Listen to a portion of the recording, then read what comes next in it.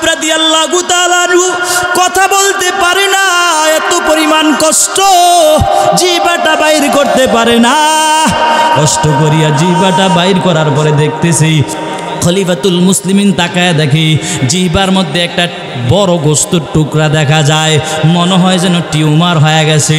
খলিফাতুল মুসলিমিন বলে, রে খাব্বাব, তোমার জিহ্বার মধ্যে কোনো টিউমার হয়েছে নাকি?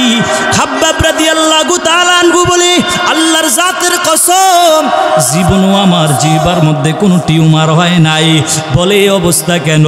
এবার খাব্বাব রাদিয়াল্লাহু তাআলা আনহু বলতেছে, ও খলিফাতুল মুসলিমিন শুনেন, আমার কওমের লোকেরা আমাকে পাহাড়ের উপরে নিয়ে গেছি, হাতে পায়ে রশি দিয়া বাঁধছে, বাঁধার পরে পাহাড়ের উপরে যেই গাছের কাটা ছিল, কাটা তাজা তাজা কাটাগুলো নিয়ে আইসা আমার জিহ্বার মধ্যে ঢুকাইছে, আবার বাইর করছে, ঢুকাইছে আবার বাইর করছি।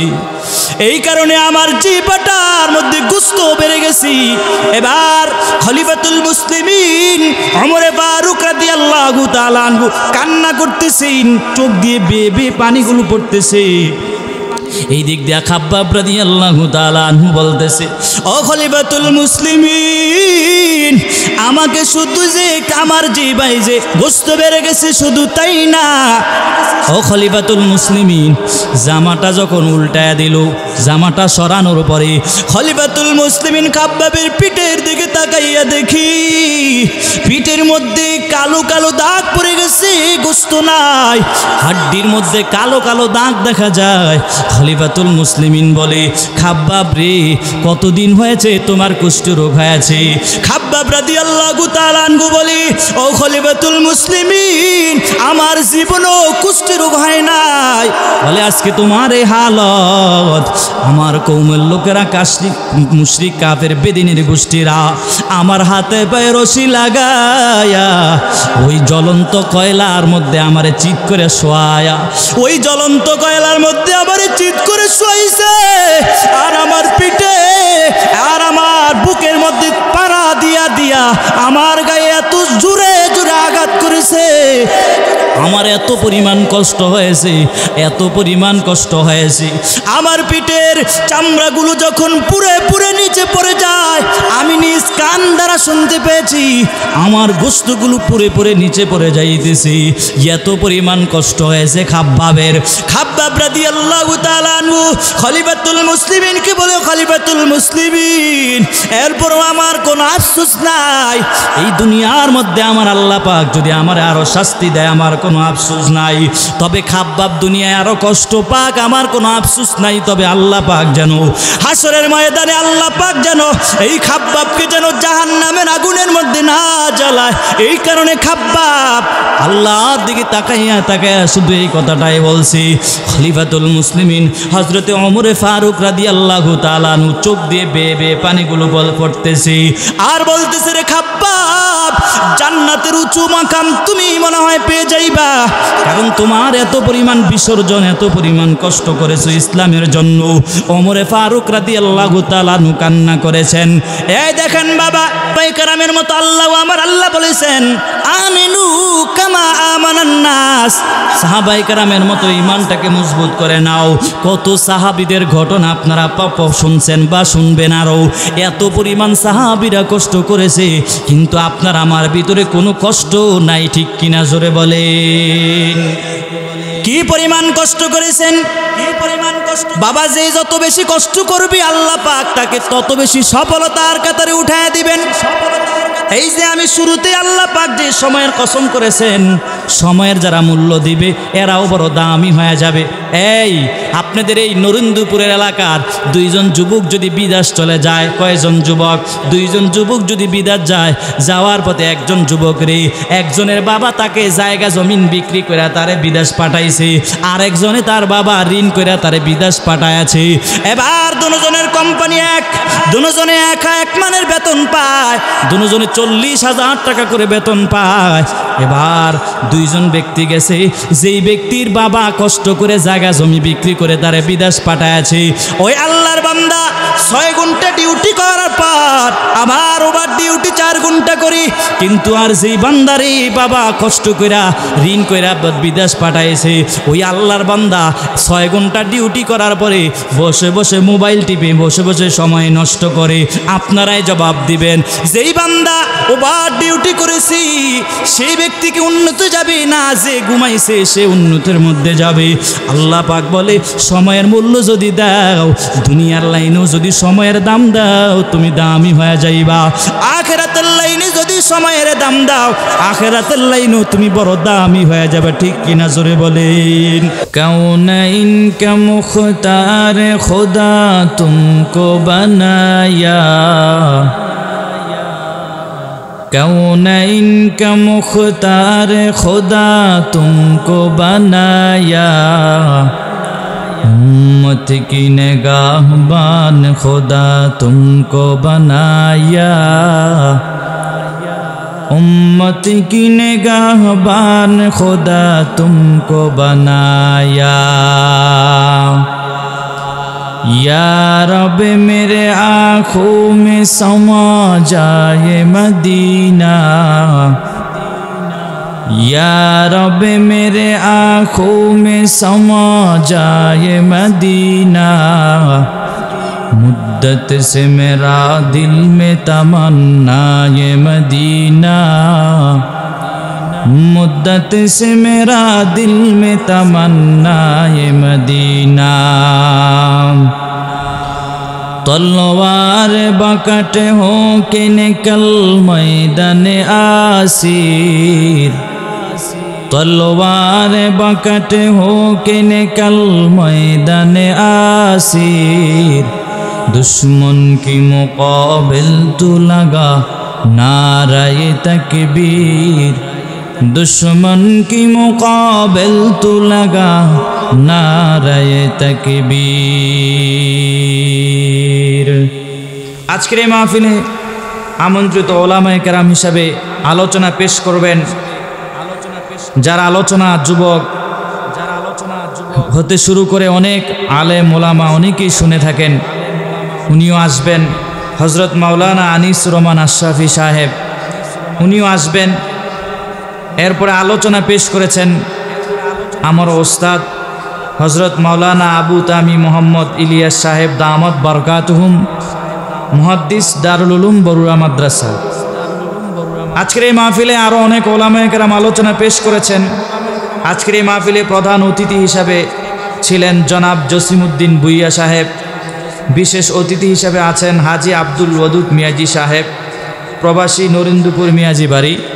মহান আল্লাহ রব্বুল আলামিন যাদেরকে চায় এদেরকে এই সমস্ত দামি মজলিসে আসার তৌফিক আল্লাহ দেয়। কেউ গায়ের জোরে এখানে আসতে পারে না, এটা আপনার বিশ্বাস হয়? এখানে এনেছেন কে? অবশ্যই আল্লাহ এনেছেন।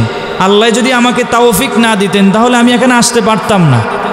আল্লাহ আমাকে তৌফিক দিয়েছেন বিদায়ী তো আমি আসতে পেরেছি। এজন্য মালিকের দরবারে শুকর আদায় করার দরকার আছে কি নাই? জোরে বলেন। আপনারা এতগুলো মানুষ এখানে থাকতে আওয়াজ বোঝা যায় না যে এখানে মনে হয় 5 জন মানুষ বসে আছে, অথচ আপনারা এতগুলো মানুষ থাকতে আপনাদের আওয়াজ হবে বিড়ালের মতো, আওয়াজ হবে না, সিংহের মতো গর্জন দিয়ে বুঝাইয়া দিতে হবে এখানে কিছু একটা হইতেছে। ঠিক কিনা? যেন মুসলমানের আওয়াজ শুনে বেদাতি বন্ড বাতিল যারা আছে, নাস্তিক আর বেঈমান, এরা পালাতে বাধ্য হয়। ঠিক কিনা? এজন্য আওয়াজ উঁচু করা লাগবে। আরেকটা কথা হয়েছে যে আপনারা আমি যত টাইম পর্যন্ত আলোচনা পেশ করবো আমার সাথে হ্যাঁ বা না একটা বলতে পারবেন তো ইনশাল্লাহ? আপনারা যদি একেবারে চুপ হয়ে বসে থাকেন তাহলে আমিও বয়ান করলাম, আপনারা কি বুঝতেছেন কি বুঝতেছেন না? তো আমি বক্তা হিসেবে বয়ান করতেছি ঠিক আছে, কিন্তু আমি আমার লাইনে দৌড় দিলাম, কিন্তু আপনারাও বুঝলেন না।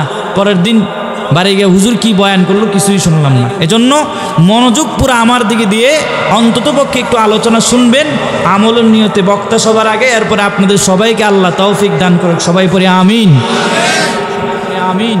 আল্লাহর দরবারে শুকর আদায় করলে আল্লাহ বাড়ায় দেয়, এর মধ্যে কোনো সন্দেহ আছে? এটা আল্লাহ বলছেন, আমার কোনো বানানো কথাও নয়।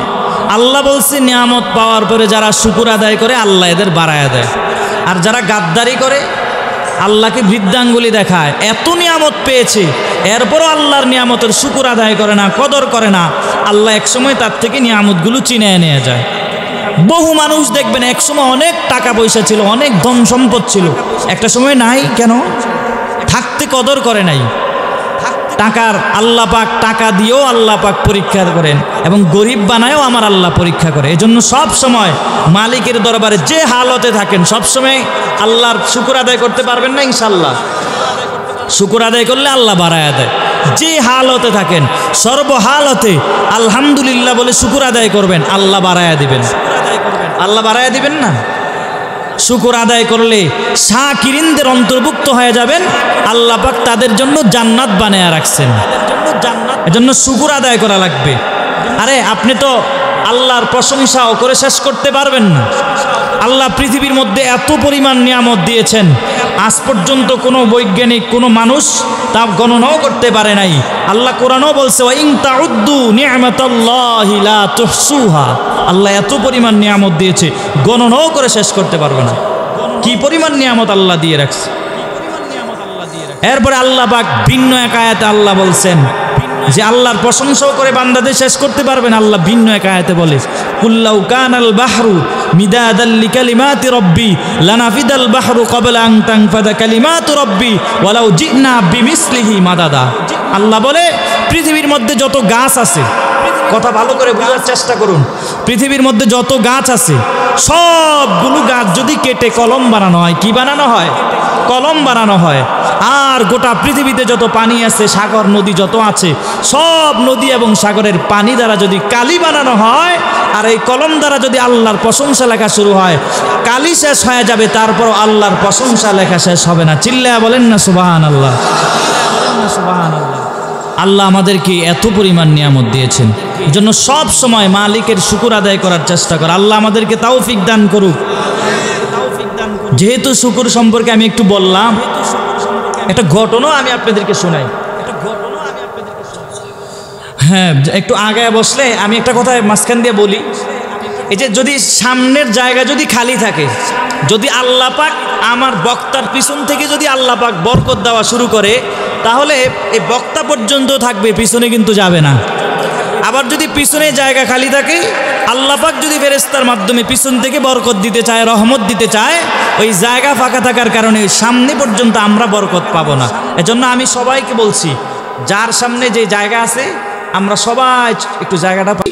কেউ যেন আমাকে বলতে না হয়, নিজ দায়িত্বে যার সামনে জায়গা খালি আছে আমরা পূরণ করে বসি। যারা দাঁড়িয়ে আছেন সবাইকে বলবো, মজলিসের সম্মান রক্ষার্থে আমরা সকলেই বসে পড়ি। বলতেছিলাম যে শুকর এটা আদায় করলে আল্লাহ পাক বাড়ায়া দেয়। একটা ঘটনা, 3 ব্যক্তির একটা ঘটনা আমি সংক্ষেপে আপনাদেরকে শোনাই। মুসা নবীর সাথে কথা বলার জন্য যাবেন, মুসা নবী আল্লাহর সাথে কথা বলার জন্য যাবেন। যাওয়ার পথে প্রতিমধ্যে রাস্তায় এমন একজন ব্যক্তির সাথে সাক্ষাৎ হয়েছে, যেই ব্যক্তির হাত নাই, পাও নাই, কিছুই নাই, একবারে নিঃস্ব, হাত নাই, পাও নাই, মানে এটা গোস্তের টুকরা পড়ে আছে। ওই ব্যক্তির সাথে মুসা নবীর সাথে সাক্ষাৎ হলো। মুসা নবীকে বলতেছে, আপনি কই যান? আল্লাহর সাথে কথা বলার জন্য যাইতেছি। যেহেতু আল্লাহর সাথে কথা বলার জন্য যাইতেছেন, তাহলে আল্লাহকে একটু জিজ্ঞাসা করবেন যে আল্লাহ পাক আমাকে কেন বানায়াছেন? আল্লাহকে আমাকে অনর্থক বানায়াছেন না কেন বানায়াছেন? আল্লাহকে একটু জিজ্ঞাসা করিয়েন। এই কথা বলার পরে মুসা নবী সামনে চলে গেলেন। সামনে আরেকজন ব্যক্তির সাথে সাক্ষাৎ হয়েছে, এমন একজন ব্যক্তির সাথে সাক্ষাৎ হয়েছে যেই ব্যক্তির ধন সম্পদ কিছুই নাই, কিছুই নাই। মুসা নবীর সাথে সাক্ষাৎ হওয়ার পরে বলতেছে, আপনি কই যান? বলে আল্লাহর সাথে কথা বলার জন্য যাইতেছি। যেহেতু আল্লাহর সাথে কথা বলার জন্য যান, তাহলে আল্লাহকে একটু জিজ্ঞাসা করবেন কি করলে, কি কাজ করলে আমার ধন সম্পদ বেড়ে যাবে, আল্লাহকে একটু জিজ্ঞাসা করবেন। এই কথা বলার পরে মুসা নবী আবার একটু সামনে গেলেন, আরেকজন ব্যক্তির সাথে সাক্ষাৎ হলো। এমন একজন ব্যক্তির সাথে সাক্ষাৎ হয়েছে যাকে আল্লাহ পাক এত পরিমাণ নিয়ামত দিয়েছে, এত পরিমাণ ধন সম্পদ আল্লাহ দিয়েছে যে একটু টাইম পায় না, আল্লাহ জিকির, আল্লাহর নাম নেওয়ার সুযোগ পায় না, এত পরিমাণ আল্লাহ তাকে ধন সম্পদ দিয়েছেন। মুসা নবীকে বলে, আপনি যেহেতু আল্লাহর কাছে যাইতেছেন, একটু আল্লাহকে জিজ্ঞাসা করিয়েন কি করলে আমার ধন সম্পদ কমে যাবে। এবার মুসা নবী আল্লাহর সাথে কথা বলার জন্য যখন চলে গেলেন, আল্লাহর সাথে কথা বলার পরে মূসা নবী যখন আবার আসলেন, প্রথম ব্যক্তি যার হাত নাই পাও নাই, ওই ব্যক্তি জিজ্ঞাসা করতেছে, মূসা নবী আপনি তো আল্লাহর কাছে গিয়েছিলেন, আল্লাহর সাথে কথা বলছেন, আল্লাহ কি বলছে? আল্লাহ পাক বলছেন, আমি আল্লাহকে জিজ্ঞাসা করেছি, আল্লাহ পাক তোমাকে অনর্থক বানায় নাই। বলে কেন বানায়াছেন? আল্লাহ পাক তোমাকে জাহান্নামের একটা গর্তের বরাবর বানায়াছে। এই কথা বলা মাত্রই যেই ব্যক্তির হাত নাই পাও নাই, আল্লাহর বান্দা সাথে সাথে আলহামদুলিল্লাহ বলে শুকর আদায় করেছি। আলহামদুলিল্লাহ বলে শুকর আদায় করেছেন। শেখ জাকারিয়া রহমতুল্লাহ আলাই তার কিতাবের মধ্যে লিখছেন, ওই আল্লাহর বান্দা শুকর আদায় করা মাত্রই আল্লাহ পাক তাকে ভালো মানুষে রূপান্তরিত করে দিলেন। সে শুকর আদায় কেন করছে? গর্ব করতেছে, আল্লাহ পাক আমাকে অনর্থক বানায় নাই, আল্লাহ পাক আমার আল্লাহর কাজে আমাকে বানিয়েছে। দ্বিতীয় আর একজন ব্যক্তির সাথে যে সাক্ষাৎ হয়েছে, মূসা নবী, যেই ব্যক্তির ঘরবাড়ি কিছুই নাই, ধন সম্পদ কিছুই নাই, মূসা নবী আপনি তো আল্লাহর সাথে কথা বলছেন, আল্লাহ কি বলছে? বলে হ্যাঁ হ্যাঁ, আমি আল্লাহকে জিজ্ঞাসা করেছি কি করলে বলে আমার ধন সম্পদ বাড়বে, আমার ধন সম্পদ নাই। বলছে আল্লাহ বলছে আল্লাহর নিয়ামতের শুকর আদায় করা বাড়ায়া দাও। আল্লাহর বান্দি এমনি কিছু নাই, টাকা নাই, ধন সম্পদ কিছুই নাই। আবার মূসা নবী বলতেছে আল্লাহর শুকর আদায় করার জন্য, এই জন্য একটু রাগ হয়ে গেছে। মূসা নবীর একটা ধমক দিয়া দিল। ধমক দেওয়ার পরে আল্লাহ পাক তাকে এত পরিমাণ গজব দিয়া যা কিছু ছিল সব কিছু আল্লাহ উড়াইয়া দিয়েছে।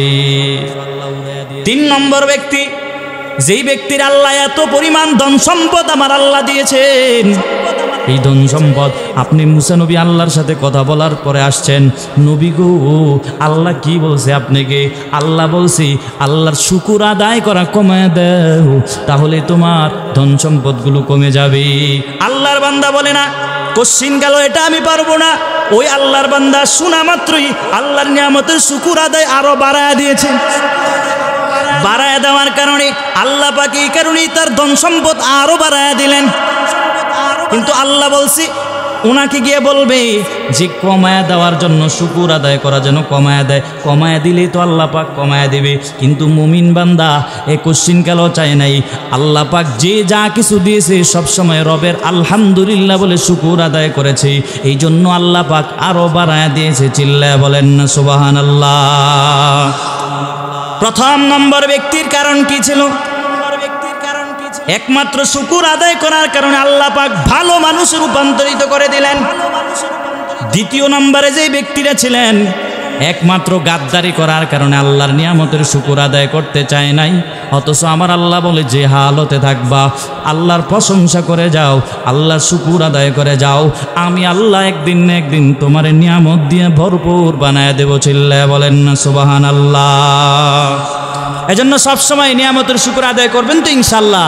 আল্লাহ আমাদের সবাইকে তৌফিক দান করুক। সবাই পড়ি আমিন।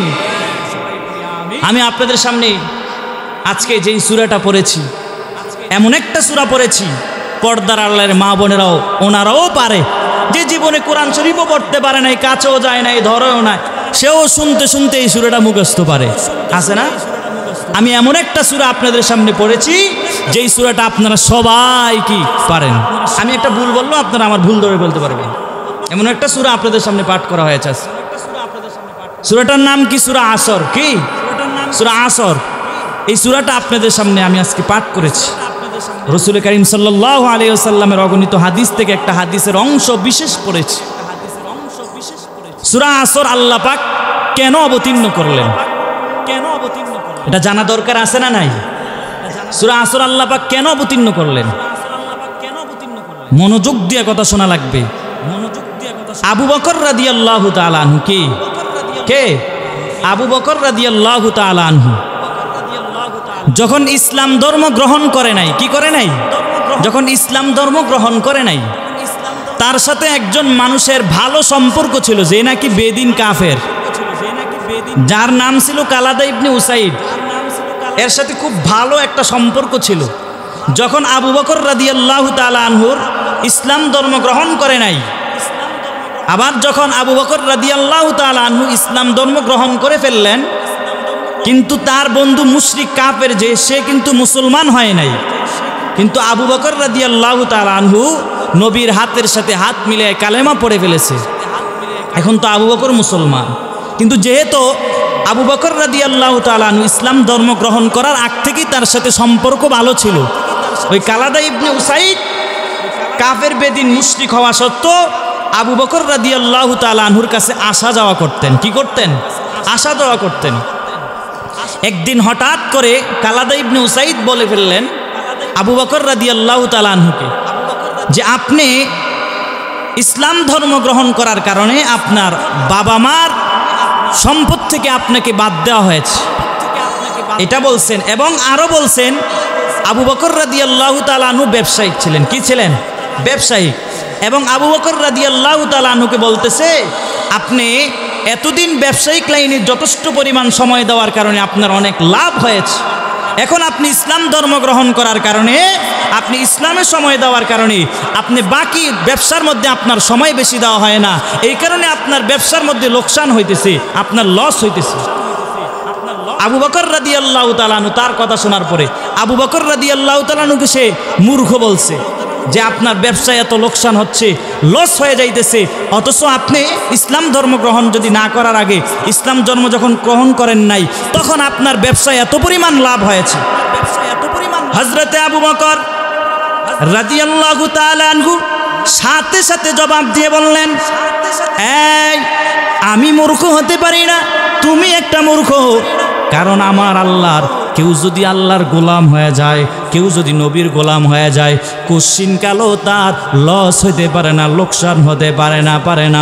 আল্লাহর যারা আখিরাতের লাইনে আগায়া যায় ওই আল্লাহর বান্দা কোশ্চিনকালও লোকসানে পড়তে পারে না, কোশ্চিনকালও লসের মধ্যে পড়তে পারে না, বরং আল্লাহর গোলাম হওয়ার কারণেই আল্লাহ পাক আমার ধন সম্পদের মধ্যে আরো বরকত দিয়া দিলেন। চিল্লায় বলেন না সুবহানাল্লাহ।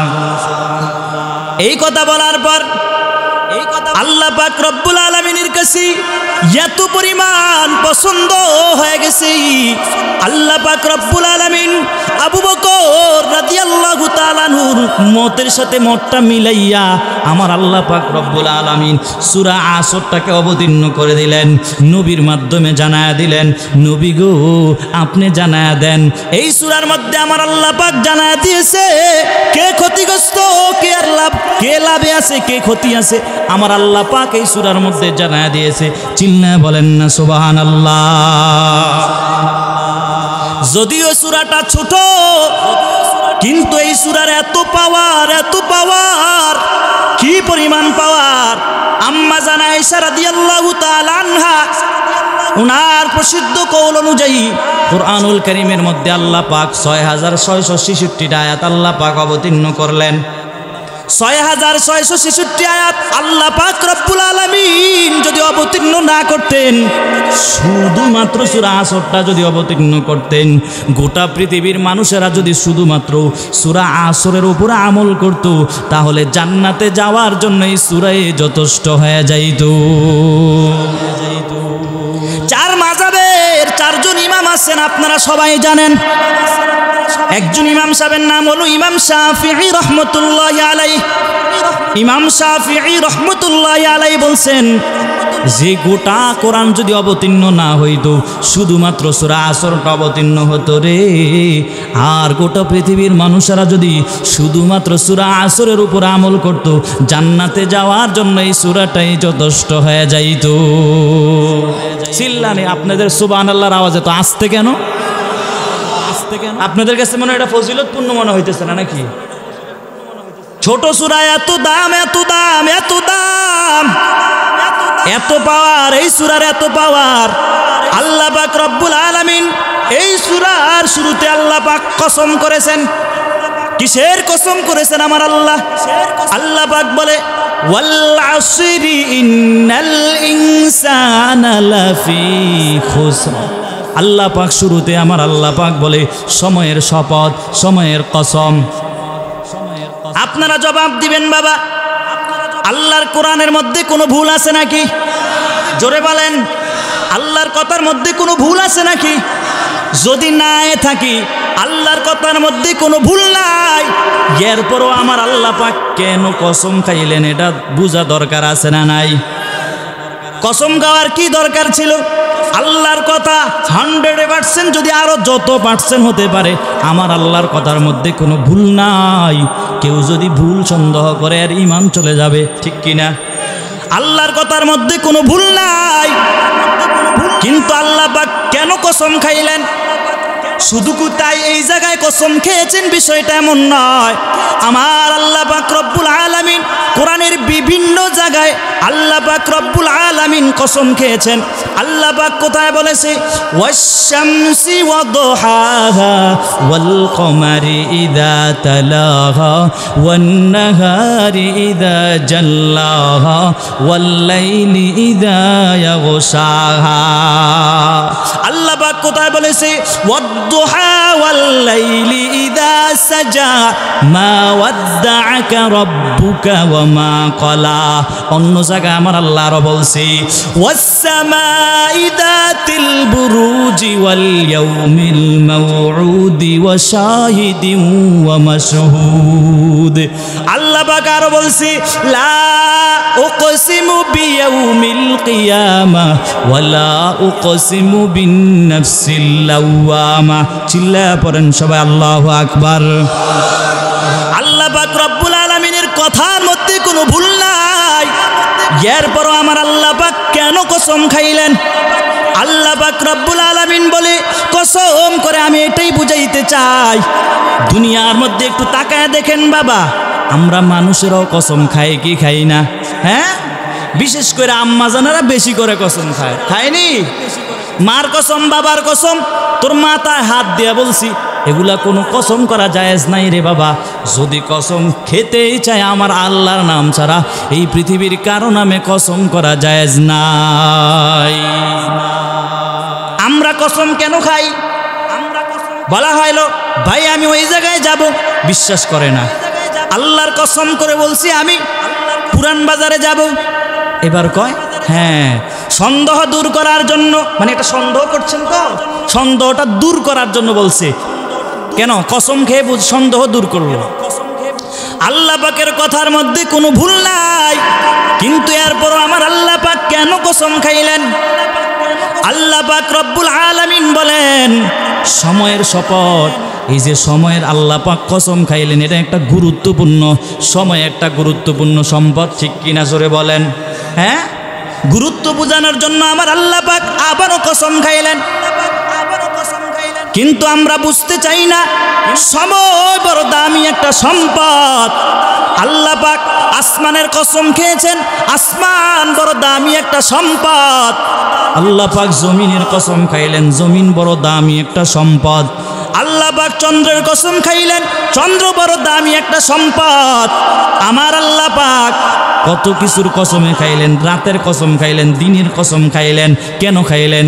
আল্লাহর কথার মধ্যে কোনো ভুল নাই, এরপর আমার আল্লাহ পাক কসম করে গুরুত্ব বোঝানোর জন্য আমার আল্লাহ কসম করে বলছি সময়ের শপথ, সময়ের কসম। দ্বিতীয় আয়াতের মধ্যে আমার আল্লাহ জানায় দিয়া বলি ইন্নাল ইনসানা লাফি খুসর। আল্লাহ পাক বলে নিশ্চয় পৃথিবীর সব মানুষ হলো ক্ষতিগ্রস্ত এবং জাহান্নামী। কি? সকল মানুষ জাহান্নামী, ক্ষতিগ্রস্ত। আল্লাহ পাক কসম করেছেন। বলেন তো বাবা, কসম করার পরে কোনো জিনিস আর নরম থাকে কেনি? সেটা মজবুত হয়ে যায়।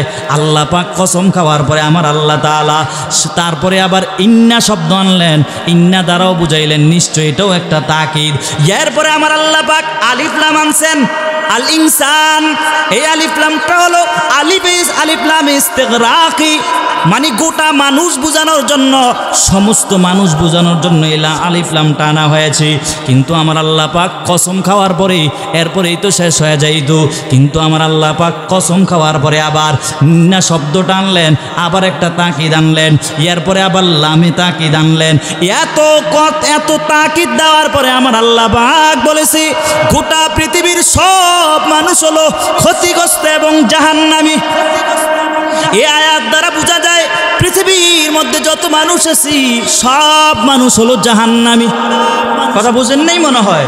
শুধু বাংলাদেশের মানুষ যার জাহান্নামী বিষয়টা এমন নয়, শুধু ইন্ডিয়ার মানুষ জাহান্নামী বিষয়টা এমন নয়, গোটা পৃথিবীতে আল্লাহ যত মানুষ বানাইলেন সব মানুষ হলো ক্ষতিগ্রস্ত জাহান্নামী।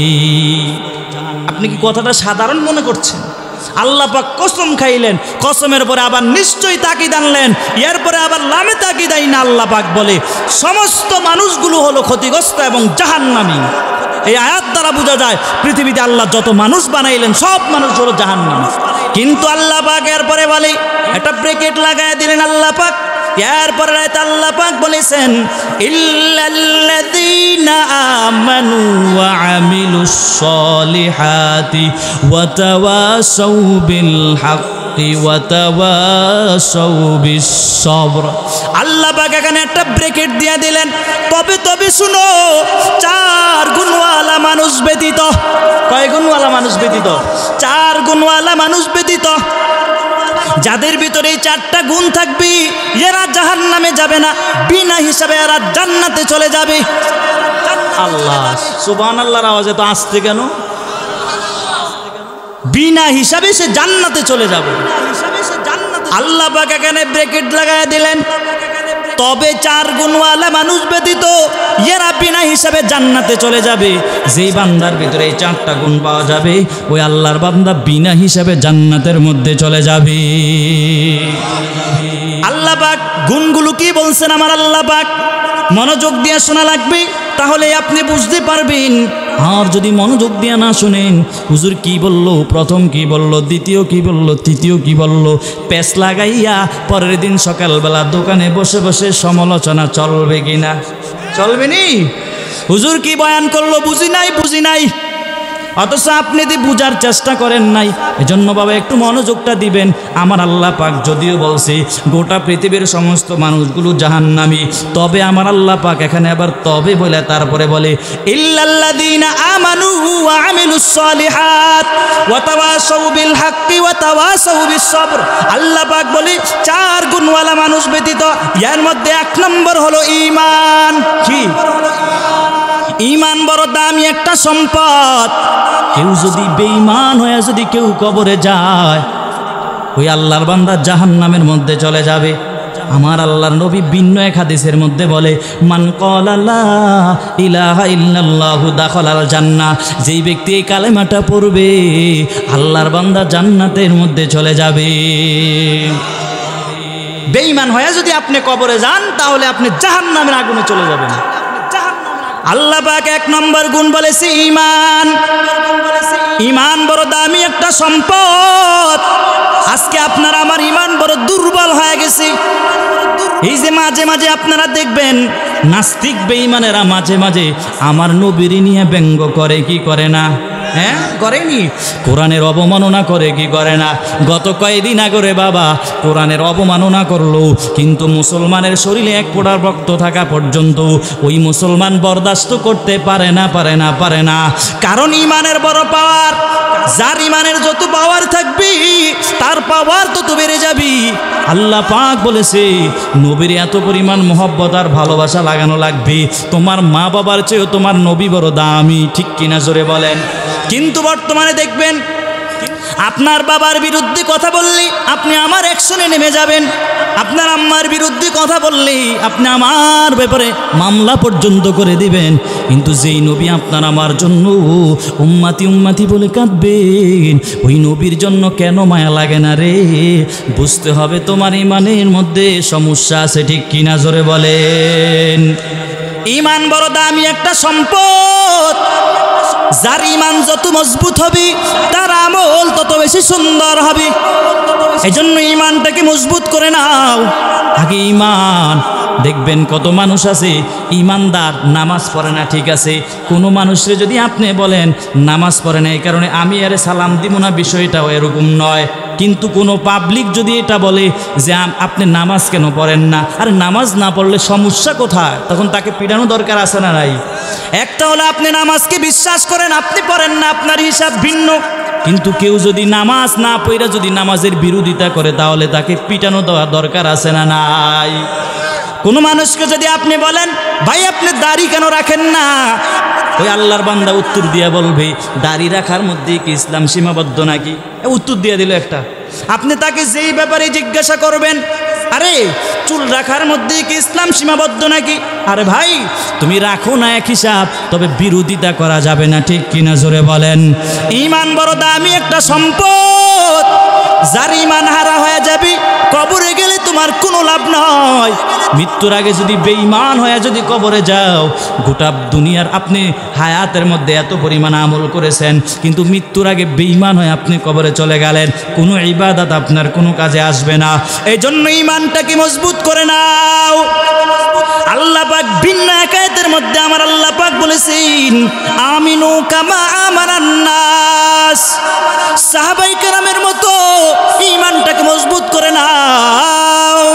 সাহাবায়ে কেরামের ঈমানটা কত মজবুত ছিল রে বাবা, সাহাবায়ে কেরামের এত পরিমাণ ঈমান মজবুত ছিল। একটা ঘটনা আপনাদের সামনে আমি শোনাই। হযরতে খাব্বাব রাদিয়াল্লাহু তাআলা আনহু, হযরতে খাব্বাব রাদিয়াল্লাহু তাআলা আনহুকে একদিন জিজ্ঞাসা করেছেন খলিফাতুল মুসলিমিন হযরতে ওমর ফারুক রাদিয়াল্লাহু তাআলা আনহু, খাব্বাব রাদিয়াল্লাহু তাআলা আনহুকে জিজ্ঞাসা করলো, খাব্বাব তোমার ইসলাম ধর্ম গ্রহণ করতে কোনো কষ্ট হয়েছে নাকি? খাব্বাব রাদিয়াল্লাহু তাআলা আনহু বলে, খলিফাতুল মুসলিমিন আপনার কেমন কষ্ট হয়েছে একটু যদি বলতেন। খলিফাতুল মুসলিমিন বলেন, ওমর ফারুক রাদিয়াল্লাহু তাআলা আনহু বলে, আমার ইসলাম ধর্ম গ্রহণ করতে তেমন কষ্ট হয় নাই, বীরের মতো আমি কালেমা পড়ে মুসলমান হয়ে গিয়েছি। খাব্বাব রে তোমার কি পরিমাণ কষ্ট হয়েছে একটু যদি বলতা। খাব্বাব রাদিয়াল্লাহু তাআলা আনহু কথা বলতে পারে না, এত পরিমাণ কষ্ট, জিহ্বাটা বাইর করতে পারে না। কষ্ট করিয়া জিহ্বাটা বাইর করার পরে দেখতেছি খলিফাতুল মুসলিমিন তাকায় দেখি জিহ্বার মধ্যে একটা বড় গোস্তের টুকরা দেখা যায়, মনে হয় যেন টিউমার হয়ে গেছে। খলিফাতুল মুসলিমিন বলে, রে খাব্বাব তোমার জিহ্বার মধ্যে কোনো টিউমার হয়েছে নাকি? খাব্বাব রাদিয়াল্লাহু তাআলা আনহু বলে, আল্লাহর জাতের কসম জীবনও আমার জিহ্বার মধ্যে কোনো টিউমার হয় নাই। বলে এই অবস্থা কেন? এবার খাব্বাব রাদিয়াল্লাহু তাআলা আনহু বলতেছি, ও খলিফাতুল মুসলিমিন শুনেন, আমার কওমের লোকেরা আমাকে পাহাড়ের উপরে নিয়ে গেছি, হাতে পায়ে রশি দিয়া বাঁধছে, বাঁধার পরে পাহাড়ের উপরে যেই গাছের কাটা ছিল, কাটা তাজা তাজা কাটাগুলো নিয়ে আইসা আমার জিহ্বার মধ্যে ঢুকাইছে, আবার বাইর করছে, ঢুকাইছে আবার বাইর করছি। এই কারণে আমার জিহ্বাটার মধ্যে গোশত বেড়ে গেছি। এবার খলিফাতুল মুসলিমিন ওমর ফারুক রাদিয়াল্লাহু তাআলা আনহু কান্না করতেছেন, চোখ দিয়ে বেয়ে বেয়ে পানিগুলো পড়তেছে। এই দিক দিয়ে খাব্বাব রাদিয়াল্লাহু তাআলা আনহু বলতেছে, ও খলিফাতুল মুসলিমিন আমাকে শুধু যে আমার জিহ্বায় যে গোশত বেড়ে গেছে শুধু তাই না, ও খলিফাতুল মুসলিমিন জামাটা যখন উল্টায়া দিল, জামাটা সরানোর পরে খলিফাতুল মুসলিমিন খাব্বাবের পিঠের দিকে তাকাইয়া দেখি পিঠের মধ্যে কালো কালো দাগ পড়ে গেছে, গোশত নাই, হাড্ডির মধ্যে কালো কালো দাগ দেখা যায়। খলিফাতুল মুসলিমিন বলে, খাব্বাব রে কতদিন হয়েছে তোমার কুষ্ঠ রোগ হয়েছে? খাব্বাব রাদিয়াল্লাহু তাআলা আনহু বলে, ও খলিফাতুল মুসলিমিন আমার জীবনও কুষ্ঠ রোগ হয় নাই। বলে, আজকে তোমার এই হালত, আমার কওমের লোকেরা কাশরিক মুশরিক কাফের বেদিনের গোষ্ঠীরা আমার হাতে পায়ে রশি লাগায়া ওই জ্বলন্ত কয়লার মধ্যে আমারে চিৎ করে শোয়ায়া, ওই জ্বলন্ত কয়লার মধ্যে আমারে চিৎ করে শোয়াইছে, আর আমার পিঠে আর আমার বুকের মধ্যে পাড়া দিয়া দিয়া আমার গায়ে এত জোরে জোরে আঘাত করেছে। আমার এত পরিমাণ কষ্ট হয়েছে, এত পরিমাণ কষ্ট হয়েছে, আমার পিঠের চামড়াগুলো যখন পুরে পুরে নিচে পড়ে যায় আমি নিজ কান দ্বারা শুনতে পেয়েছি আমার গোশতগুলো পুরে পুরে নিচে পড়ে যাইতেছে। এত পরিমাণ কষ্ট হয়েছে খাব্বাবের। খাব্বাব রাদিয়াল্লাহু তাআলা আনহু খলিফাতুল মুসলিমিনকে বলে, খলিফাতুল মুসলিমিন এরপরও আমার কোনো আফসোস নাই, এই দুনিয়া দুনিয়ার মধ্যে আমার আল্লাহ পাক যদি আমার আরো শাস্তি দেয় আমার কোনো আফসোস নাই, তবে খাব্বাব দুনিয়ায় আরো কষ্ট পাক আমার কোনো আফসোস নাই, তবে আল্লাহ পাক যেন হাসরের ময়দানে আল্লাহ পাক যেন এই খাব্বাবকে যেন জাহান্নামের আগুনের মধ্যে না জ্বালায়।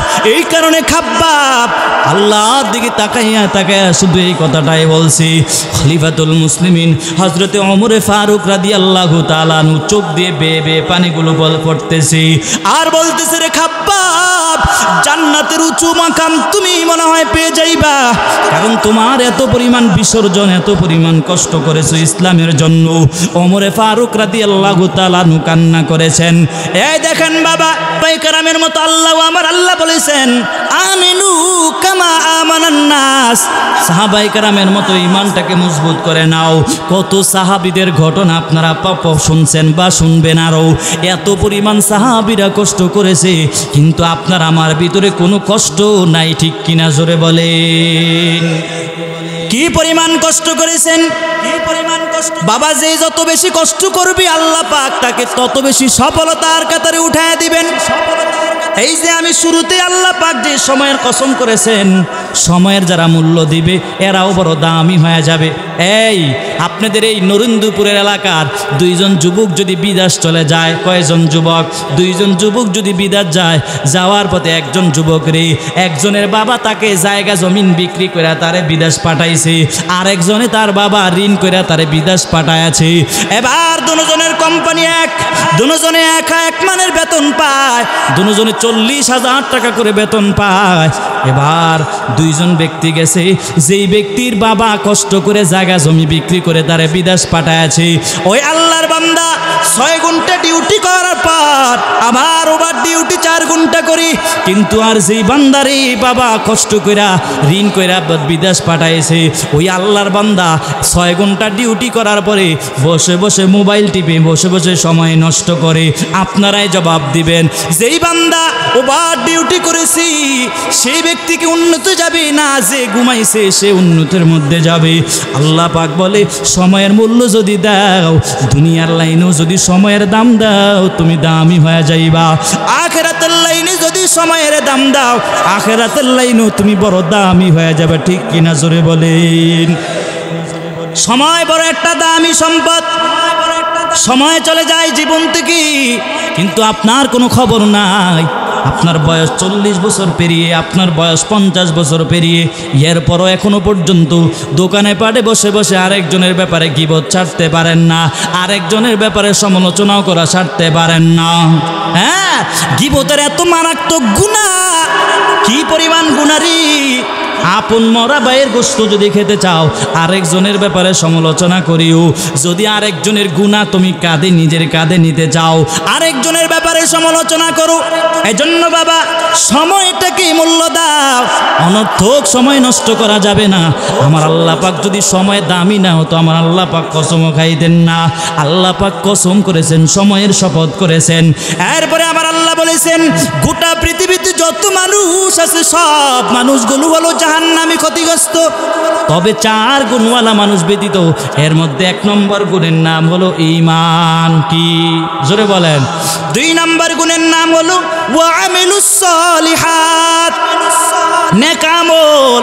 নেক আমল যারা করেন না, শুরু জিন্দিগির মধ্যে শুধু বদ আমল আর বদ আমল আর বদ আমল। নামাজ পড়েন ভালো করে, সহি তরিকা মতো পড়তে পারেন না, বদ আমল দ্বারা পুরো জিন্দিগিটা ভরপুর। আল্লাহর কাছে যদি কাঠ গড়ায়, আল্লাহ পাক দাঁড় করায়, ওই দিন আল্লাহর কাছে আপনি কি জবাব দেবেন রে বাবা? এই জন্য নেক আমল যদি করতে চাও, আগে মসজিদের ইমাম সাহেবের যদি কিছুই না পারা থাকে, মসজিদের ইমাম সাহেবের সাথে পরামর্শ করে হলেও অন্তত পক্ষে 10টা সূরাও যদি মজবুত করে বানায় নিতে পারেন, এই 10টা সূরা দিয়ে যদি 5 বেলার নামাজটা জমায়েতের সাথে আদায় করে নেন, আল্লাহ পাক হতে পারে উসিলা আমার আল্লাহ জান্নাত দিয়ে দিতে পারেন। নামাজ পড়া লাগেনি? এই যে এত সুন্দর একটা আয়োজন, কেন আয়োজন? আপনারা যেন নেক আমলের প্রতি আগ্রহ বাড়ে, নামাজের প্রতি আগ্রহটা আপনাদের বেড়ে যায়। কিন্তু এখন বর্তমানে ওয়াজ মাহফিলও কোনো কম হয় না, কিন্তু নামাজের মুসল্লির সংখ্যা কিন্তু কমে যায়, ঠিক কিনা জোরে বলেন? আল্লাহ পাক রব্বুল আলামিন যদি 50 ওয়াক্ত নামাজ দিতেন, সর্বপ্রথম কিন্তু 50 ওয়াক্ত নামাজ দিয়েছিলেন। মুসা নবীর সাথে সাক্ষাৎ হওয়ার পরে মুসা নবী বলছে, আপনার উম্মতরা 50 ওয়াক্ত নামাজ পড়তে পারবে না। নবী গো, আল্লাহর কাছে গিয়ে একটু কমায় নিয়ে আসেন। আল্লাহর নবী বারবার যাইতে যাইতে যেমন করে আমার মায়ার নবী 9 বার পর্যন্ত আল্লাহর কাছে গিয়েছেন। যাওয়ার পরে আল্লাহ পাক রব্বুল আলামিন সর্বশেষ নবীকে 5 ওয়াক্ত নামাজ দিয়ে দিলেন। আর 5 ওয়াক্ত নামাজ দিয়া বলেছি, আপনার উম্মতের জানায় দেন, কেউ যদি 5 ওয়াক্ত নামাজ ইহতিমাম আর গুরুত্ব সহকারে আদায় করে নেয়, আল্লাহ পাক 50 ওয়াক্ত নামাজ পড়লে যেই পরিমাণ সওয়াব তার আমলনামায় দেওয়া হতো রে, 5 ওয়াক্ত নামাজ ইহতিমাম আর গুরুত্ব সহকারে আদায় করার কারণে আল্লাহ পাক তার আমলনামায় 50 ওয়াক্ত নামাজের সওয়াব দিয়া দিবে। কত বড় একটা অফার! আল্লাহ 50 ওয়াক্ত নামাজ দিলে আপনি আর আমি পড়তাম। মুসা নবীর সাথে সাক্ষাৎ হওয়ার পরে মুসা নবী আরো বলছে, আরে আপনার উম্মতরা তো 5 ওয়াক্ত নামাজে পড়বে না। এখন কিন্তু কথাটা বাস্তব, 5 ওয়াক্ত নামাজও পড়ে না, আছে না নাই? এই জন্য গুরুত্ব দেওয়া লাগবে, নামাজের প্রতি গুরুত্ব বাড়ানো লাগবে। এই মাহফিল দেওয়ার উদ্দেশ্য এলাকার মানুষগুলো নামাজি হবে, মসজিদমুখী হবে, জাহান্নাম থেকে ফিরে জান্নাতের দিকে চলে যাবে, নেক আমলের প্রতি আগ্রহ বাড়বে। আল্লাহ পাক 2 নম্বর যেই গুণটার কথা আমার আল্লাহ পাক বলেছেন, ওয়ামিলুস সলিহাত, নেক আমলের কথা আমার আল্লাহ পাক বলেছেন। কিন্তু এখন পুরা জিন্দেগির মধ্যে আপনার আমার বদ আমল দ্বারা ভরপুর, ঠিক কিনা জোরে বলেন? নামাজের প্রতি যত্নবান হওয়া লাগবে।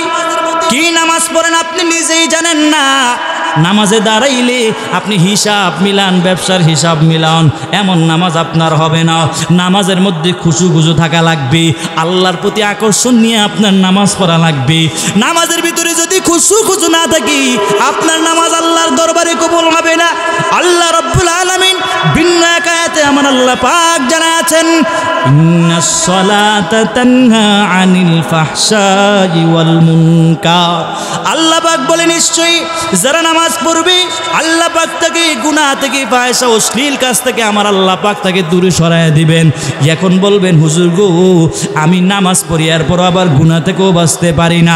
জবাব একটাই, আপনি নামাজ পড়েন ঠিক আছে, সামনের কাতারে নামাজ পড়েন, কিন্তু নামাজে কি পড়েন নিজেই জানেন না। নামাজে দাঁড়ায়া দাঁড়ায়া ব্যবসার হিসাব মিলান, নামাজে দাঁড়ায়া সংসারের হিসাব মিলান, এই জন্য তোমার নামাজ আল্লাহর দরবারে কবুল হয় না, ঠিক কিনা জোরে বলেন? আল্লাহ বলেছে নামাজে খুশু খুশু লাগাও, আর নামাজটা যদি আগ্রহের সাথে আদায় করে নাও, আল্লাহ পাক হতে পারে নামাজে উসিলা। আল্লাহ পাক তো বলেছে, নবী ও হাদিসের মধ্যে জানা আছে, কিয়ামতের ময়দানে সর্বপ্রথম নামাজের হিসাবটা নেওয়া হবে। আর নামাজের হিসাবটা নেওয়ার পরে যদি দেখি তোমার নামাজের ব্যাপারে তোমার আমল শূন্য, তোমার বাকি আমলগুলো এমনি শূন্য হয়ে যাবে। এজন্য বাবা, নামাজের প্রতি যত্নবান হওয়া লাগবে। সাহাবায়ে কেরামরা নামাজের প্রতি কি পরিমাণ যত্নবান ছিলেন রে, আর তুমি আর আমি এখন নামাজের প্রতি যত্নবান নাই, ঠিক কিনা জোরে বলেন? আসেনি মানুষ নামাজের প্রতি মানুষ যত্ন নাই, অথচ আমার আল্লাহ পাক রব্বুল আলামিন বলেছেন, নামাজের প্রতি যত যত্ন বাড়াইবা তত বেশি মজা লাগবে, তত বেশি তোমার কাছে ভালো লাগবে। সাহাবায়ে কেরামের একটা ঘটনা আপনারা মনোযোগ দিয়ে শুনবেন। আল্লাহর নবী যুদ্ধের ময়দানে গেলেন, যুদ্ধের ময়দান থেকে ফিরার প্রতি সাথে ছিলেন হযরত আলী রাদিয়াল্লাহু তাআলা আনহু। আলী রাদিয়াল্লাহু তাআলা আনহু ছিলেন। আল্লাহর নবী যুদ্ধের ময়দান থেকে ফিরার প্রতি হঠাৎ করিয়া শরীরটা বড় ক্লান্ত হয়ে গেছে। ক্লান্ত হয়ে যাওয়ার কারণে সাথে ছিলেন হযরত আলী রাদিয়াল্লাহু তাআলা আনহু। আলীকে বলছে, আলী রে, সামনে একটা বড় গাছ দেখা যায়, একটু গাছের নিচে বসবা, আর আমি নবী একটু বিশ্রাম করব। চিল্লায়া বলেন না সুবহানাল্লাহ। আলী রাদিয়াল্লাহু তাআলা আনহু এত পরিমাণ খুশি, কারণ আমার নবী আমার রানের উপরে মাথা দিয়ে একটু বিশ্রাম করবি। এই জন্য আলী রাদিয়াল্লাহু তাআলা এত পরিমাণ খুশি হয়ে গেলেন। এবার টাইমটা ছিল দুপুরের টাইম, নবীও নাস্তা খাইলেন, আলীও নাস্তা খাওয়ার পরে এবার আলী রাদিয়াল্লাহু তাআলা আনহু বসে গেলেন। আমার নবী আলী রাদিয়াল্লাহু তাআলা আনহুর রানের উপরে মাথা দিয়ে একটু ঘুমাবেন, বিশ্রাম করবেন, এই আশায় আমার আলী বসে গেলেন। আল্লাহর নবী নবী এবার দুপুর বেলার টাইম ছিল, আমার মায়ার নবী এবার আলী রাদিয়াল্লাহু তাআলা আনহু রানের উপরে মাথা দিয়ে যখন ঘুমায় গেলেন বিশ্রাম করার জন্য, আমার মায়ার নবী শুয়ে গেলেন। আর আমার মায়ার নবীকে বসে বসে আলী রাদিয়াল্লাহু তাআলা আনহু পাহারা দেয়। কেন রে পাহারা দেয়? কারণ এই মরুভূমি এলাকার মধ্যে আমার মায়ার নবীর এত পরিমাণ দুশ্মন আছে, কখন জানি আমার মায়ার নবীর উপরে আক্রমণ করে বসে। এই কারণে আলী ঘুমায় না, আলী বসে বসে নবীরে পাহারা দেয়। এক পর্যায়ে গিয়ে আসরের আজান হয়ে গেল। কি ব্যাপার, নবীরে কেমনে ঘুম থেকে জাগ্রত করবেন? একদিক দিয়ে আসরের আজান হয়ে গেছে, সূর্য ডুবে যাইতেছে, আসরের নামাজও পড়া হয় নাই, নবী এদিক দিয়ে ঘুমিয়ে গেছে। নবীরে কেমনে ঘুম থেকে জাগ্রত করবে? কারণ আমার আল্লাহ পাক নবীকে এত পরিমাণ সম্মান দিয়েছে। কি পরিমাণ সম্মান দিয়েছেন আল্লাহ পাক! কোরআনে নবীরে যতবার ডাক দিয়েছে, যতবার নবীরে ডাক দিয়েছে, সব জায়গায় আমার আল্লাহ পাক রব্বুল আলামিন সাথে একটা লকব লাগায়া ডাক দিয়েছে। কোথায় বলেছে তহা, কোথায় বলেছে ইয়াসিন, কোথায় বলেছে ইয়া আইয়ুহাল মুজাম্মিল, কোথায় আল্লাহ তাআলা নবীর নাম ধরে ডাক দেয় নাই। আল্লাহ পাক পর্যন্ত নবীর এত পরিমাণ সম্মান করেছে। এখন আলী বসে বসে চিন্তায় পড়ে গেল, আমি নবীরে কেমনি ঘুম থেকে জাগ্রত করি? কারণ আমার মায়ার নবী ঘুমায়। আলী বসে বসে চিন্তা করতেছে, একদিক দিয়ে সূর্য ডুবে যাইতেছে, আরেক দিক দিয়ে আসরের টাইম চলে যাইতেছি, নবী ঘুমায়। এক পর্যায়ে গিয়ে আলী রাদিয়াল্লাহু তাআলা আনহুর চোখ দিয়ে বেয়ে বেয়ে পানিগুলো পড়ে গেল। হঠাৎ করিয়া চোখের পানি আমার মায়ার নবীর চেহারা মুবারকের মধ্যে পড়ে গেছি। চেহারা মুবারকি পড়ার পরে আমার মায়ার নবী এবার ঘুম থেকে জাগ্রত হয়ে দেখে আলীর চোখে পানি দেখা যায়। আলী রে, তোমার চোখে কেন পানি দেখা যায়? আলী রাদিয়াল্লাহু তাআলা আনহু বলতে চায় না। অনেক আনয় বিনয় করার পরে আলী রাদিয়াল্লাহু তাআলা আনহু নবীকে বলে, নবী গো, একটু পশ্চিম দিকে তাকায় দেখেন, সূর্যটা হস্ত চলে গেল, ডুবে গেল, এখনো পর্যন্ত আসরের নামাজ পড়া হয় নাই। আমার মায়ার নবী আলী রাদিয়াল্লাহু তাআলা আনহুকে বলে, আলী রে, আমি একজন পয়গম্বর, আমি একজন রাসূল, আমার কি পরিমাণ মুজিজা দেখো রে, দেখো আমার কি পরিমাণ মুজিজা। আমার মায়ার নবী শাহাদাত আঙ্গুল দ্বারা সূর্যের দিকে ইশারা করে বলেছে, সূর্য 4টা বাজে যেই জায়গায় ছিলা, শাহাদাত আঙ্গুল দ্বারা ইশারা করা মাত্রই সূর্য আবার আপন জায়গায় চলে আসছে। চিল্লায়া বলেন সুবহানাল্লাহ। নবীও নামাজ পড়লেন, আলীও নামাজ পড়লেন। ঘটনাটা বলার উদ্দেশ্য হলো, রে ভাই, আপনিও নামাজ পড়েন, আমিও নামাজ পড়ি, আপনি আমার থেকে কত নামাজ চলে যায়, কোনো কষ্ট নাই। হযরত আলী থেকে এক ওয়াক্ত নামাজ কেমন চলে যাইতেছে, কেমন পেরেশান পেরেশান হয়ে গেল। আল্লাহ পাক বলেছি সূরা আসরের মধ্যে, আল্লাহ পাক বলছেন 4 গুণওয়ালা মানুষ ব্যতীত যত মানুষ আছে সব মানুষ হলো জাহান্নামী। এর 1 নম্বর হলো ঈমান, 2 নম্বর হলো ওয়া আমিলুস সলিহাত। 2 নম্বর কি? ওয়া আমিলুস সলিহাত, নেক আমলের কথা আমার আল্লাহ পাক বলেছেন। এই যে 2টা গুণ, প্রথম যেই 2টো গুণ আছে, এই 2টা গুণ হলো আমার আল্লাহর হক। কার হক? আল্লাহর হক। আল্লাহর হক হলো নামাজ, রোজা, হজ, যাকাত। এগুলার ভিতরে যদি আপনি কোনো ভুল ত্রুটি করেন, আমার আল্লাহর কাছে এক সময় তওবা পড়ে যদি আমার আল্লাহর কাছে মাপ চান, আল্লাহ পাক সাথে সাথে আমার আল্লাহ মাফ করে দিবেন। আল্লাহ পাকের হকের ব্যাপারে আল্লাহ মাফ করে দিবেন। এই যে প্রথম 2টা গুণ, ঈমান আর আমল, এটা হলো আমার আল্লাহর হক। পরের যেই 2টা গুণ আছে, এটা হলো বান্দার সাথে বান্দার হক, এটা হলো বান্দার হক। ওয়া তাওয়াসাউ বিল হাক্কি ওয়া তাওয়াসাউ বিস সবর, এই 2টা গুণ হলো বান্দার সাথে বান্দার সম্পর্ক। আল্লাহ পাক মানে বাংলা ভাষায় যেটা বলা হয়, সৎ কাজের আদেশ করো এবং অসৎ কাজ থেকে মানুষকে বারণ করো, মানুষকে ঈমান আমলের দাওয়াত দাও। আর দাওয়াত দিতে গিয়ে কত মানুষ তোমারে কত কথা বলবে, কত মানুষ তোমারে গালি দিবে, কত মানুষ তোমারে কাঠমোল্লা বলে গালি দিবে, কত মানুষ কত জিনিস নিয়ে ব্যঙ্গ করে তোমাকে বলবে। বিপদ আসলে ধৈর্য ধারণ করা লাগবে, এটা হলো বান্দার হক। ভালো করিয়া বুঝবেন, কেউ যদি শুধুমাত্র এলাকার ভিতরে সে শুধু ঈমান আর আমলটা ঠিক করলো, বাকি এই 2টো গুণ যদি তার ভিতরে না আসে, সেও জান্নাত পাবে না রে। এই জন্য আপনিও আপনার ভিতরে একটু হিসাবটা মিলায় নেন, আপনি কোন তরিকার লোকে আছেন। শুধু ঈমান আর আমল নিয়ে বসে থাকলে হবে না, আপনার এলাকার আপনার পার্শ্ববর্তী মানুষকে দাওয়াত দেওয়া লাগবে।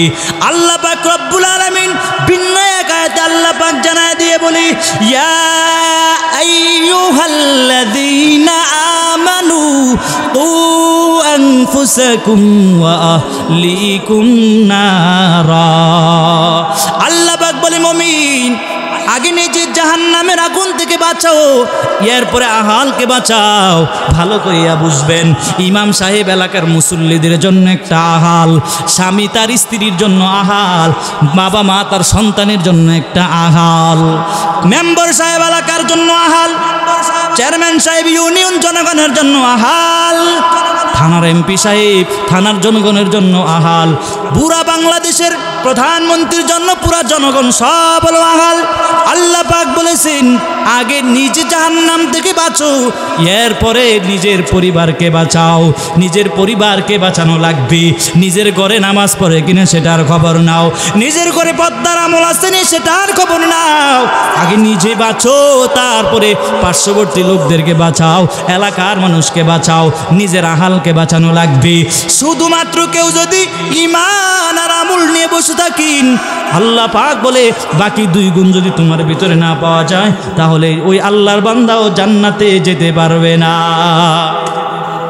তবে এই 4টা গুণ যার ভিতরে ঢুকে যাবে, আল্লাহ পাক রব্বুল আলামিন বলেছেন, যার ভিতরে এই 4টা গুণ ঢুকে যাবে, আল্লাহ পাক বলে তাকে বিনা হিসাবে আমার আল্লাহ পাক তাকে জান্নাত দিয়ে দেবে।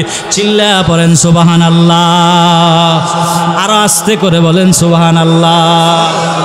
সূরা আসরের আলোচনা তো শুনলেন, কি বুঝতে পারলেন? আল্লাহ পাক শপথ করে কসম খেয়ে তাকিদ দিয়ে আল্লাহ পাক বলছে, গোটা পৃথিবীর সব মানুষ ক্ষতিগ্রস্ত, তবে 4 গুণওয়ালা মানুষ ব্যতীত। এর মধ্যে 1 নম্বর ঈমান আমল, এরপরে নিজে সৎ কাজের আদেশ করা এবং অসৎ কাজ থেকে মানুষকে বারণ করা, আর ঈমান আমলের দাওয়াত দিতে বিভিন্ন সময় বিপদ আসতে পারে, সেই বিপদে ধৈর্য ধারণ করা। আল্লাহ আমাদেরকে তৌফিক দান করুক, সবাই পড়ি আমিন। এরপরে আমি নবীর একটা হাদিস পড়েছি, আল্লাহর নবী বলেছেন, আলা কুল্লুকুম রাইন ওয়া কুল্লুকুম মাসউলিন আন রাইয়াতিহি। আল্লাহর নবী বলে, গোটা পৃথিবীর মধ্যে আল্লাহ পাক যত মানুষ বানাইলেন, সব মানুষ তার নিজের ব্যাপারে একটা দায়িত্বশীল। আল্লাহ পাক তাকে তার দায়িত্ব ব্যাপারে আমার আল্লাহ পাক তাকে জিজ্ঞাসা করবেন কি করবেন না। আপনার একটা দায়িত্ব, আপনি আহালের একটা দায়িত্ব, আল্লাহ পাক অবশ্যই আপনাকে জিজ্ঞাসা করবেন, এই আমি আল্লাহ তোর সন্তান দিলাম, আমি আল্লাহ তোর পরিবার দিলাম, কিন্তু ঠিক মতো পরিবারকেও বলো নাই, নিজেও নামাজ পড়ো নাই, আহালকেও বাঁচাও নাই। আল্লাহ বলবে জবাব দাও। ওই দিন যদি জবাব না দিতে পারো, তোমার অবস্থা বড় খারাপ হয়ে যাবে, ঠিক কিনা জোরে বলেন। এজন্য ভাই, নিজের আমলটাকে শুদ্ধ করা লাগবে। যা কিছু করেন, এত সুন্দর আয়োজন, সব কিছুর আয়োজনের মোট ফলাফল হলো আপনার নামাজটাকে সুন্নত তরিকা মতো জীবন যাপন করা লাগবে, নামাজটা ঠিক করা লাগবে, ঠিক কিনা জোরে বলেন। আর আপনারা ভালো করিয়াই জানেন, কেউ যদি নেক আমল না করে, তাহলে জাহান্নামের আগুনে জ্বলা লাগবে কি লাগবে না? আর জাহান্নামের আগুন দুনিয়ার আগুনের মতো নয়, এত পরিমাণ তেজিলা হবে রে, জাহান্নামের আগুন এত তেজিলা হবে, এত তেজিলা হবে। কেমন তেজিলা হবে? এখন তে আপনি জমিন থেকে তাকায় দেখেন, সূর্য কত উপরে দেখা যায়। সূর্যর কিন্তু 12টা মুখ আছে রে, 12টা মুখ থেকে আমার আল্লাহ পাক 11টা মুখ আমার আল্লাহ ফিরে রাখছি, বাকি একটা মুখ মাত্র আমার আল্লাহ জমিনের মধ্যে দিয়ে রাখছি। মাঝে মাঝে সূর্যের আলো নাই, তারপরে এত পরিমাণ গরম। রাতের বেলা সূর্য নাই, এরপরও রাতের বেলা এত গরম। আর আল্লাহ পাক বলি, ওই দিন হাসুরের ময়দানে আমার আল্লাহ পাক সূর্য 1 হাত উপরে চলে আসবে, আর আল্লাহ পাক বলবি, সূর্যের যে 12টা মুখ আছে, আমার আল্লাহ পাক সূর্যকে অর্ডার করে করে বলবে, সূর্য রে তোর যে তো 12টা মুখ আছে, 12টা মুখ জমিনের মধ্যে ছাইরা দে। ওই দিন সূর্য 12টা মুখ যখন জমিনের মধ্যে ছেড়ে দিবে, মানুষের গুনাহগার যারা ঠিকমতো নামাজ পড়ে নাই, পাপিষ্ট যারা নামাজ ঠিকমতো পড়ে নাই, শুধু গুনাহ আর গুনাহ করেছে, এদের মাথার মগজগুলো ঠাস ঠাস করে পেটে যাবে। ঠিক কিনা জোরে বলেন? এত পরিমাণ ভয়ানক অবস্থা হবে। আল্লাহ পাক বলে হাসরের ময়দান এত ভয়ঙ্কর অবস্থা হবে রে। হাসরের ময়দানে মানুষগুলো উলঙ্গ অবস্থায় দাঁড়াবে, উলঙ্গ অবস্থায় সব মানুষগুলো দাঁড়ায় যাবে, সবাই নাফসি নাফসি বলে কাঁদবে, নবীরাও পর্যন্ত নাফসি নাফসি বলে কাঁদবে। আর আল্লাহ পাক প্রথম পর্যায়ের একটা দমক দিয়া বলবে, ওয়ামতাজুল ইয়াউমা আইয়ুহাল মুজরিমুন। আল্লাহ পাক প্রথম পর্যায়ের একটা ধমক দিয়ে বলবে, এই তোমরা যারা গুনাহগার, দুনিয়ায় গুনাহ করেছো, শুধু গুনাহ করেছো, নামাজ পড়ো নাই, গুনাহগাররা এদেরকে আল্লাহ বলবে তোমরা নেককারদের থেকে আলাদা হয়ে যাও। কিন্তু ওই সময় নেককারদের থেকে গুনাহগাররা আলাদা হতে চাইবে না। আল্লাহ পাক বলেন, ওই দিন আমি আল্লাহ পাক নিজ হাত দ্বারা মানুষকে আলাদা করে ফেলবো। আল্লাহ পাক বলে, দাম থেকে সিটা যেভাবে আলাদা করা হয়, ওই দিন আমি নিজ কুদরতি হাত দ্বারা গুনাহগারদেরকে আমি আল্লাহ পাক আলাদা করে ফেলবো। এত পরিমাণ কষ্ট হবে, একটু চিন্তা করেন ভাই, দুনিয়ায় আমার আল্লাহ কেন পাঠাইলেন? আল্লাহ পাক সামান্য সময়ের জন্য আমার আল্লাহ দুনিয়ায় পাঠাইছেন। একদিন না একদিন আপনারও চলে যাইতে হবে, আমারও চলে যাইতে হবে। কেউ এই দুনিয়ায় থাকতে পারবে না। এই পৃথিবীতে যত মানুষ আসছে, সব মানুষ একদিন না একদিন চলে যেতেই হবে। আপনার আগে কত টাকাওয়ালা লোক, কত প্রভাবশালী লোক দুনিয়া থেকে বিদায় হয়ে গেছে, কিন্তু এখন আপনার একটু টাকা পয়সা বেশি হওয়ার কারণে ক্ষমতা একটু বেশি দেখাও, টাকার গরম দেখাও, ক্ষমতার গরম দেখাও। এই ক্ষমতা একদিন থাকবে না, একদিন তুমি চলে যাইবা, ঠিকই তোমার বাড়িঘর থাকবে, সব কিছু থাকবে। তুমি যখন মরিয়া যাইবা, তোমাকে মানুষ দেখার জন্য তোমার বাড়িতে মানুষগুলো দলে দলে বাঘ হয়ে মানুষগুলো তোমার বাড়ি যাবে।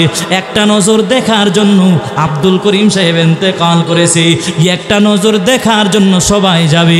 যাওয়ার পরে একটা দল লোক চলে যাবে, বাঁশ বাগানে চলে যাবে, কেউ বাঁশ কাটার জন্য চলে যাবে, কেউ আবার গরম পানি করার জন্য চলে যাবে, কেউ আবার বাজার থেকে এমন একটা কাপড় নিয়ে আসবে রে, যেই কাপড়ের তেমন বেশি দামও না, কিন্তু দুনিয়া থাকতে আপনি এত দামি দামি কাপড় পরতেন, এখন এত বেশি দামি কাপড়ও আপনারে পরাবে না। বাজার থেকে কাপড় নিয়ে আসবে একদল লোক, আরেক দল লোক বলবে মসজিদ থেকে একটা খাট নিয়ে যাও, এমন একটা গাড়ি নিয়ে তোমার জন্য তোমার বাড়ি নিয়ে যাবি।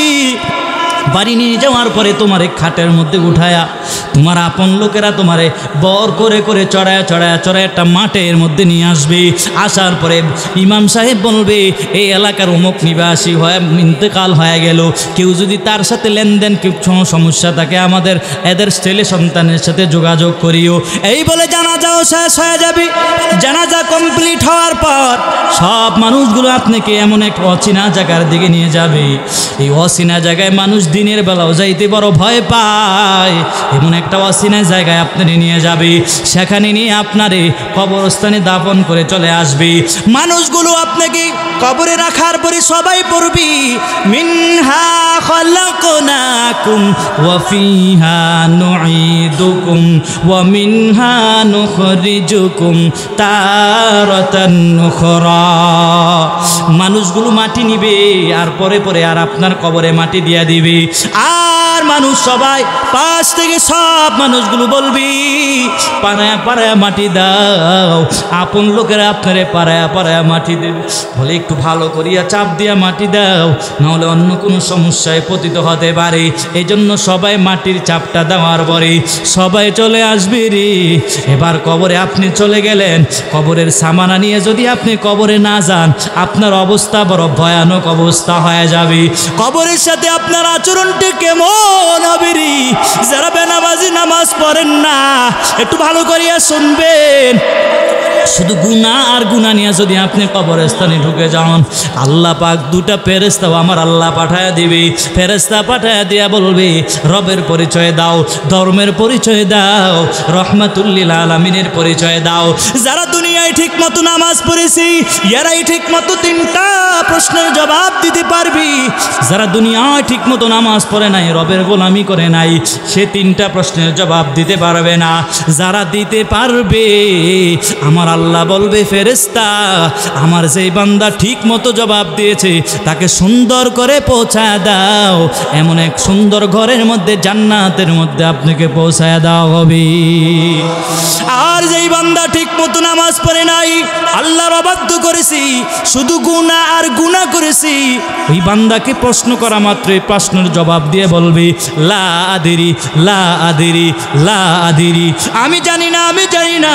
আল্লাহ পাক ফেরেশতাকে বলবি, ফেরেশতা আমার যেই বান্দারা প্রশ্নের জবাব দিতে পারে নাই এদেরকে জাহান্নামের সাথে এদের একটা কালেকশন লাগায় দাও।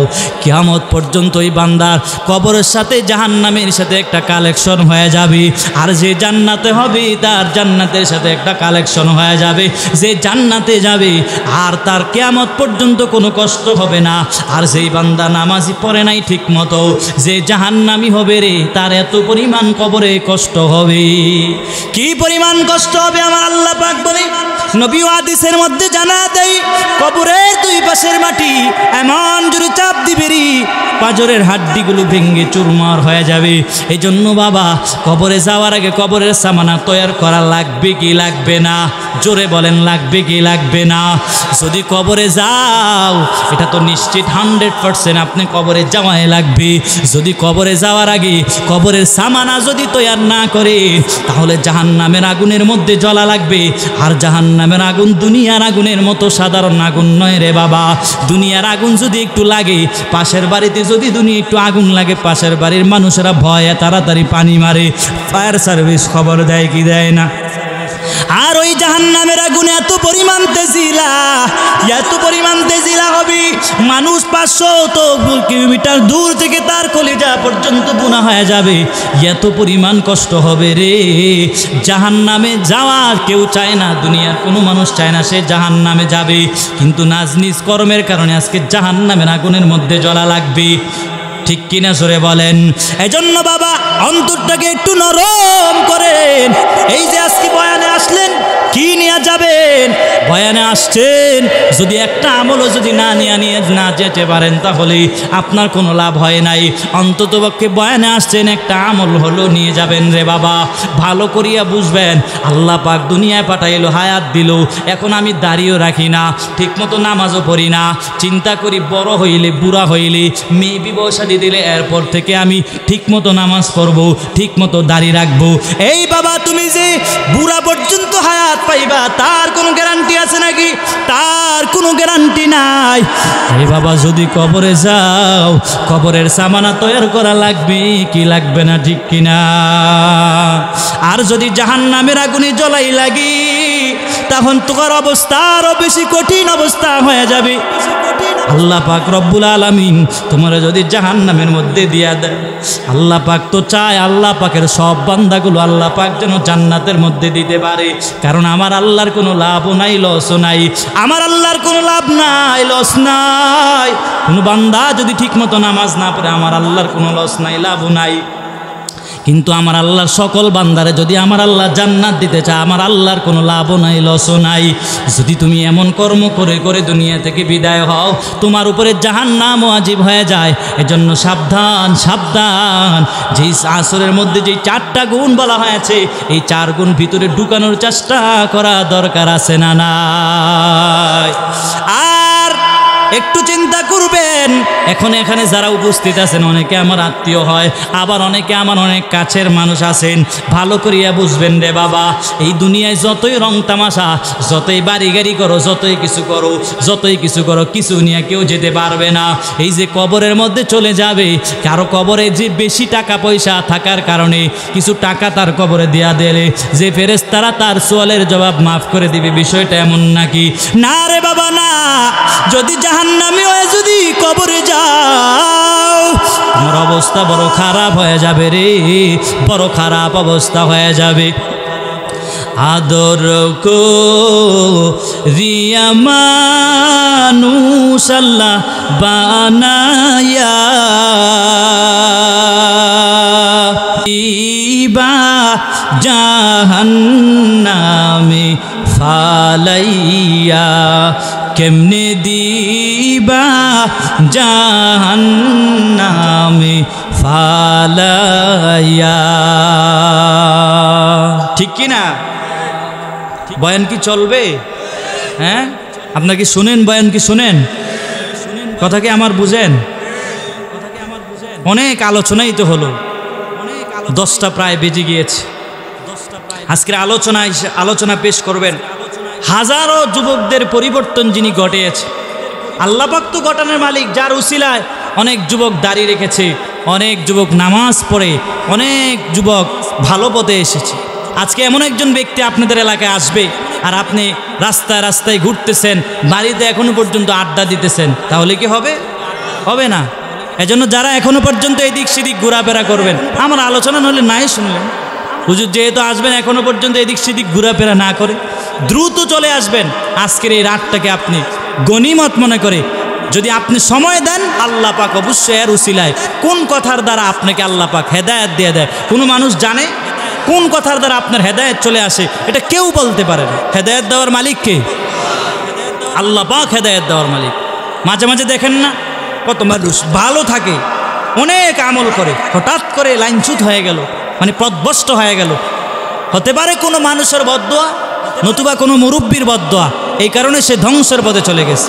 আল্লাহ পাক আমাদের সবাইকে হেফাজত করুক, সবাই পড়ি আমিন।